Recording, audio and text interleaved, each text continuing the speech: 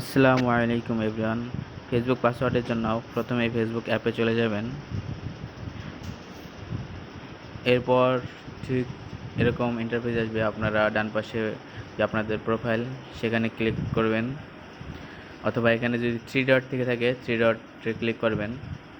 তো আমার এখানে প্রোফাইল আসছে, যে জন্য প্রোফাইলে ক্লিক করছি। এরপর দেখেন উপরে ডান বাঁ পাশে থ্রি লাইন আছে, এখানে ক্লিক করুন। এরপর ঠিক এরকমই আসবে। তো আপনারা একটু নিচে দেখতে পাচ্ছেন যে সেটিংস অ্যান্ড প্রাইভেসিতে যান।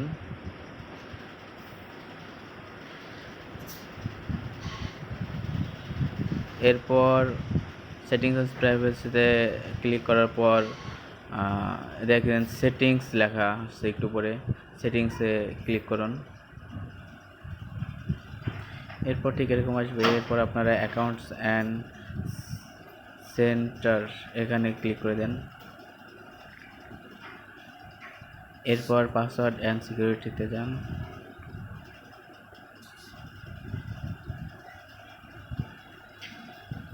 এরপর বন্ধুরা চেঞ্জ পাসওয়ার্ডে যেতে হবে।